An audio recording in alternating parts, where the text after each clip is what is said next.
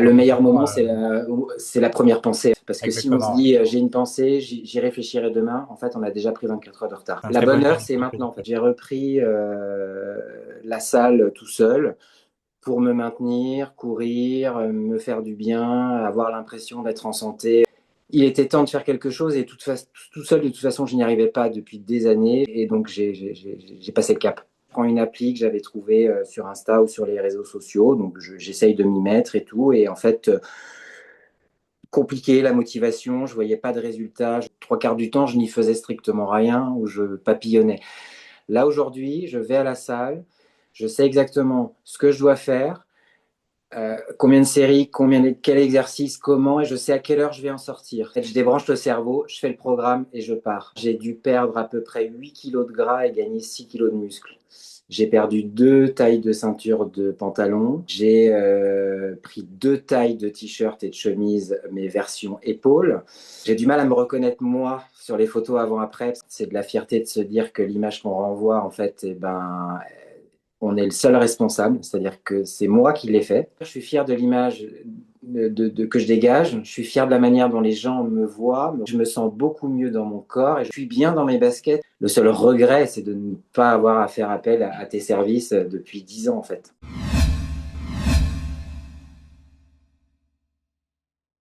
Alors, salut Joanne, est-ce que tu peux te présenter rapidement du coup, aux gens qui nous regardent sur cette vidéo, nous expliquer ce que tu fais dans la vie, d'où tu viens et tout ce qui te passe par la tête, pour en savoir un petit peu plus sur toi. Salut Max. Eh ben écoute, 45 ans dans quelques semaines, 46. Je suis breton d'origine, parisien et vivant à Paris depuis un peu plus de 20 ans maintenant. Je travaille en politique, je suis directeur de cabinet d'un élu. Donc des semaines très chargées, des charges mentales importantes et un besoin aussi de m'occuper de moi et de prendre soin de moi parce que après 40 ans, bah, c'est un petit peu plus compliqué qu'à 20 ans. Et donc, voilà, je suis accompagné par toi depuis quasiment un an maintenant et ravi. Ok, bah, effectivement, ouais, 40 ans, c'est un gros cap à franchir. Et bah, justement, est-ce que tu peux nous en dire un peu plus, avant de commencer cet accompagnement, quels étaient les plus gros challenges pour toi en fait? Quels sont les problèmes que tu rencontrais? Alors, dans ma grande jeunesse, il y a plus de 20 ans, j'ai fait un peu de gymnastique de haut niveau. Il y a 25 ans, j'ai arrêté et je suis rentré dans la vie active et avec une overdose de sport. C'est-à-dire que je ne faisais plus rien et un sportif de 20-23 ans qui s'arrête, forcément, il prend beaucoup de poids et donc j'ai laissé jusqu'à mes 30-35 ans le corps un peu malheureusement son petit bonhomme de chemin qui va pas dans le bon sens. J'ai repris la salle tout seul pour me maintenir, courir, me faire du bien, avoir l'impression d'être en santé tout seul. Et puis je m'étais lancé un challenge de courir mon premier marathon avant mes 45 ans. Donc, je commençais à vouloir courir beaucoup. Je faisais hyper attention à ce que je mangeais. Je faisais, mais tout seul, c'est-à-dire pas accompagné. Et je me suis blessé. Alors, pas de la faute de la prépa du marathon. J'ai buté contre un pavé la nuit en courant à Paris et je me suis fracturé la clavicule, donc en décembre 2023. Très mauvaise fracture, très mal soignée. J'ai été immobilisé quasiment 5 mois avant de me faire opérer une première fois avec une plaque de 12 centimètres sur la clavicule parce que la clavicule était feignante et elle ne voulait pas se réparer. Une rééducation extrêmement compliquée derrière. J'allais à la salle quand même, hein, évidemment. Je faisais un peu de jambes, mais bon, je vivotais et je voyais que la rééducation, ça se passait pas bien du tout. Et j'ai décidé de me reprendre en main, malheureusement toujours tout seul. Je prends une appli que j'avais trouvée sur Insta ou sur les réseaux sociaux, donc j'essaye de m'y mettre et tout. Et en fait, compliqué la motivation, je voyais pas de résultats, je ne récupérais pas mon épaule. Du coup, on a décidé avec le chirurgien de me réopérer en février 2025. La clavicule était entièrement réparée, donc il m'enlève la plaque. Et donc, entre ces 11 mois d'immobilisation, de rééducation ratée, d'échecs permanents entre moi et moi-même, en fait, j'avais pris la décision de faire quelque chose. Et je crois que j'ai dû te contacter 10 jours après ma deuxième opération et j'ai dû signer 11 jours après, après ma deuxième opération, c'est-à-dire, je crois même le jour même où on a eu notre première rencontre tous les deux. Parce que clairement, je, il était temps de faire quelque chose et tout seul, de toute façon, je n'y arrivais pas depuis des années. J'avais subi trop de difficultés avec cette clavicule. Donc, en fait, il était temps de faire quelque chose et donc j'ai passé le cap. Oui, c'est vrai que tu m'avais contacté directement, je m'en souviens, avec tes photos d'IRM qui étaient assez impressionnantes d'ailleurs. C'est vrai. Et justement, comment tu te sentais à ce moment-là, en fait, quand on a commencé à travailler ensemble? Quelles étaient les principales émotions que tu avais? Qu'est-ce qui a fait, en fait, que tu as vraiment décidé de te lancer ce jour-là précisément, que tu t'es dit, c'est le En fait, déclic? j'ai toujours été quelqu'un de très optimiste et très courageux dans la vie, mais j'en étais amené à me dire que j'arriverais jamais à récupérer une épaule, en fait. Petite anecdote, un des chirurgiens que j'avais vu aux urgences quand je me suis blessé donc le jour de la fracture, il me dit, vous récupérez peut-être pas votre bras à 100%. J'ai dit, ben, qu'est-ce qu'on peut faire? Parce que si un jour je veux me mettre à faire de l'escalade, et il m'a dit, est-ce que vous faites de l'escalade? Et je lui dis non. Bon, bah alors la question ne se pose pas. En fin de compte, si, parce à 40, 45 ans, on a une deuxième vie, on a une troisième vie, on a une quatrième vie. Et si j'ai envie, moi, demain, de me mettre à l'escalade, je voulais me mettre. Donc, c'est compliqué, ça a été long.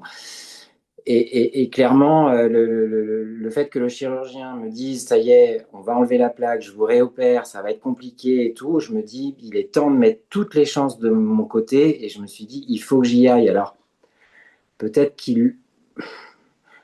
Mon entourage et mes potes m'ont dit, attends un mois ou deux peut-être avant de prendre un coach et de foncer à la salle. Et en fait, quand non, je n'avais plus le temps d'attendre avant de m'occuper de moi, en fait. Et m'occuper de moi, c'était d'abord reconnaître que si je me faisais pas aider par quelqu'un, peut-être au début pour rendre des comptes à quelqu'un, parce qu'en fait, c'est peut-être pas la meilleure des approches, mais quand même, je vais dire oui à un coach, il va me dire quoi faire, je vais devoir lui dire, hop, je ne l'ai pas fait. Et en fait, de remettre cette volonté entre les mains de quelqu'un à qui on rend des comptes et qui va nous le rendre et créer un. En tout cas, c'était mon objectif de créer un cercle vertueux comme ça.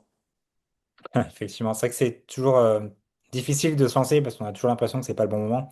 Alors qu'en fin de compte, plus on attend, bah, plus les choses traînent. Alors que le bon moment, en fait, c'est toujours, c'est maintenant, en fait, de se lancer, quoi.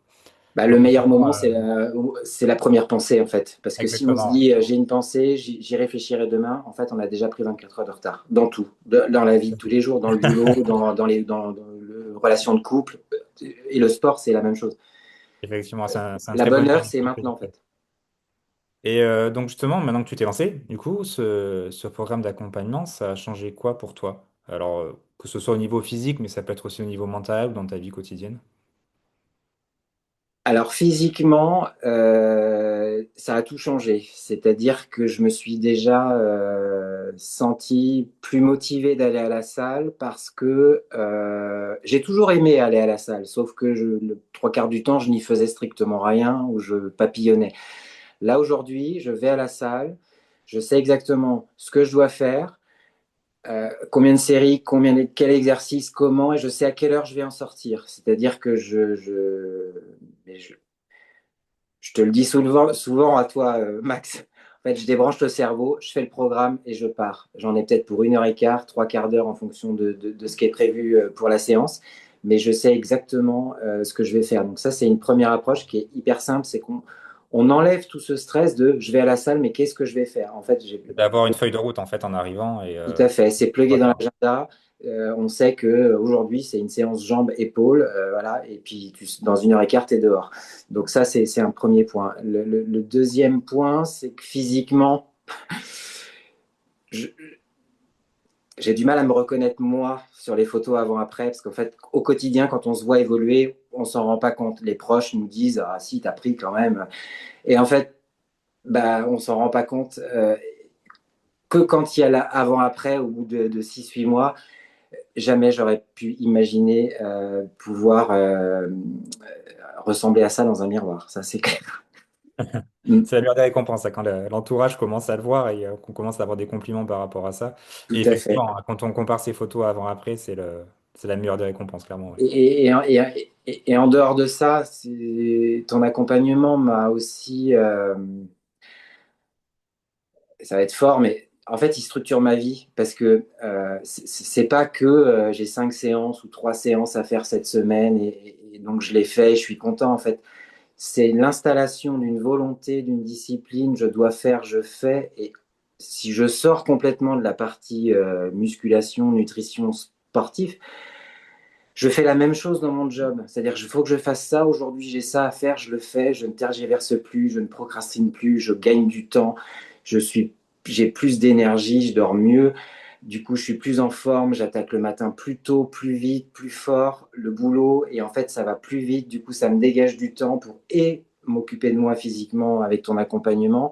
Et du coup, je retrouve aussi du temps pour moi, le ciné, les amis, alors que tout était tellement mélangé. En fait, on fait rien quand on se dit qu'on n'a pas le temps. Et quand on structure avec toi ce qu'on doit faire, comment on doit le faire, bah, au-delà de la partie très sportive, uniquement musculation, nutrition, bah, en fait, notre vie, elle change. Et je, je ne suis plus le même homme professionnel que je suis aujourd'hui, que je n'étais il y a 2 ans. Alors, c'est normal, on évolue. Mais tu m'as appris une discipline et de se dire, j'ai pas envie, pas grave, c'est prévu, je fais. Quand c'est fait, je suis content. Hop, next, je passe à autre chose. Et bravo à toi pour cette discipline, parce que tu l'as appliquée de manière exemplaire et les résultats sont là, donc tu peux en être fier. Hein. Tu as On fait essaie. un sacré chemin, donc je te félicite encore là. C'est l'occasion de le faire une nouvelle fois. Et Merci. si tu devais donner des données chiffrées, tu t'estimes donc à combien de kilos perdus au total ou et combien de kilos en masse musculaire que tu aurais pris? Alors,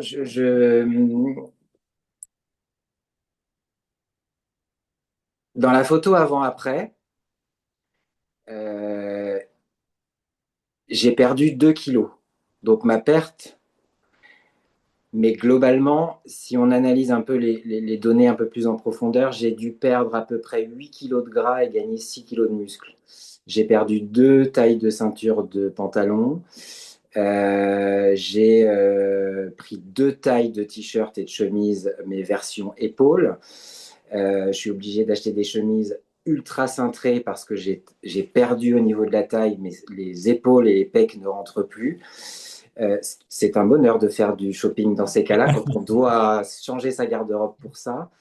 Mes vêtements me vont bien, sont bien coupés. Enfin, donc, c'est pas l'image que je vois dans le miroir. J'en suis pas encore à la voir à l'intérieur de moi-même, mais quand je me vois moi dans le miroir, je me dis que peu importe ce qui a été perdu, ce qui a été gagné en termes de poids, en termes de volume, mais on peut imaginer que voilà, ce serait -8 de gras et +6 de muscles. C'est la magie de la recomposition corporelle et de la transformation physique. Et justement, quand tu vois ton image aujourd'hui, comment tu te sens par rapport à ça, par rapport à cette nouvelle image et qu'est-ce que ça te fait, toi, aujourd'hui, de voir ces résultats? Alors déjà, c'est de la fierté. C'est de la fierté de l'image qu'on renvoie. C'est de la fierté de se dire que l'image qu'on renvoie, en fait, eh ben, on est le seul responsable. C'est-à-dire que c'est moi qui l'ai fait. Et c'est une fierté qui peut mettre un peu de temps à venir parce que on se dit, bah, ça a marché. Je suis content, je suis fier de moi. Alors, c'est pas un point d'arrêt, hein, c'est au contraire, c'est un point de départ pour aller encore peut-être plus loin, j'en sais rien, mais c'est d'être capable de se dire, je suis fier de l'image que je dégage, je suis fier de la manière dont les gens me voient, me ressentent dans une pièce. Quand je rentre dans une pièce aujourd'hui, j'ai la tête haute, les épaules relevées, je ne rase plus les murs, on me regarde les yeux en face à face. En fait, je me sens beaucoup mieux dans mon corps et je pense que ça transpire peut-être pas un charisme, mais en tout cas, je suis bien dans mes baskets et quand je suis quelque part, c'est que je dois y être et je m'y sens plutôt bien. Donc ça, c'est vraiment le ressenti que j'ai. Et c'est vrai que on peut oublier là où on est passé, mais clairement, je vais mettre un peu mon humilité de côté. C'est moi qui l'ai fait en fait, et c'est waouh. Et en fait, on peut se dire qu'on peut faire plein de choses dans sa vie, professionnellement, dans sa famille, sa vie de tous les jours ou le sport En fait, oui, on est capable de beaucoup de choses, mais tout seul, c'est compliqué. Et voilà, si j'avais un conseil à donner, c'est que si on a envie de se reprendre en main, quel que soit, est-ce que c'est besoin de reprendre confiance, est-ce que c'est besoin de perdre du poids, est-ce que c'est besoin de gagner en mobilité, faire un peu de rééducation, se muscler. Quand on est blessé, on va voir un médecin, on va voir un kiné. Quand on a envie de prendre soin de son corps, et ben, on prend un coach en fait. Et le seul regret, c'est de ne pas avoir à faire appel à tes services depuis 10 ans en fait. Mais voilà, je suis fier d'où je suis. J'ai hâte de voir où je peux encore aller dans toutes ces parties-là de ma vie. Merci beaucoup, Joanne. Justement, qu'est-ce que tu dirais à quelqu'un qui hésite, justement, peut-être le Joanne de l'époque, qui hésite encore à se lancer, qu'est-ce que tu lui dirais pour qu'il se lance en fait dans ce type d'accompagnement, dans ce type de programme? Je dirais juste qu'il faut juste le faire en fait. Parce que l'investissement de départ, qu'il soit en temps, en intention, quand est-ce que je vais trouver. En fait, tout ça est balayé en quelques semaines et en quelques mois lorsque la restructuration de tout ton quotidien, c'est pas prendre du temps pour aller à la salle, c'est aller à la salle pour se sentir fier, pour avoir son corps qui évolue et être mieux au quotidien professionnellement, avancer plus vite et du coup, on gagne du temps. Et, et ça, tout seul, on ne peut pas y arriver. Donc, en fait, le seul conseil, c'est qu'au moment où quelqu'un se dit, tiens, je pense peut-être, c'est déjà le moment où il faut y aller. Et à un moment, il faut débrancher le cerveau, il faut faire. Et voilà, on a tous des vies. Moi, quand Max il me dit demain, c'est une jambe-épaule, je suis crevé, je suis machin. Si c'est biceps, eh ben, j'y vais, en fait. Et la fierté derrière, donc voilà, faut vraiment pas hésiter. Et je me permets, tu es un coach qui est à l'écoute, qui cherche à te comprendre. On n'est pas simplement des clients, on est plus des élèves et on n'est pas tes clients, on est des élèves que tu cherches à élever vers un bien-être qui nous ressemble nous, c'est-à-dire que tu ne vas pas nous imposer des choses, tu t'adaptes. Moi, je dors très peu et plein de gens qui m'ont dit c'est pas possible de perdre du poids lorsqu'on dort si peu parce que, mais en fait, je suis comme ça. Jamais tu m'as dit dors plus parce que tu sais que voilà. Par contre, tu t'as adapté, voilà, tu es dans l'accompagnement et tu ne nous vends rien. C'est nous enfin, on se supporte les uns enfin, toi et nous et ça c'est pas clair, mais ça change une vie. Vraiment, allez-y, hein. Merci beaucoup, Joanne. C'est Merci Max. très touchant ce que tu me dis et j'apprécie également. Et ben, je peux te dire que tu as fait un sacré parcours, que tu es fier de tes résultats et que je le suis également. Et que j'espère justement que ton parcours pourra en inspirer beaucoup également. Et en tout cas, je te remercie pour ce témoignage qui est très authentique et très humain. Et je te dis à très bientôt. À bientôt. Salut, Joanne. Ciao.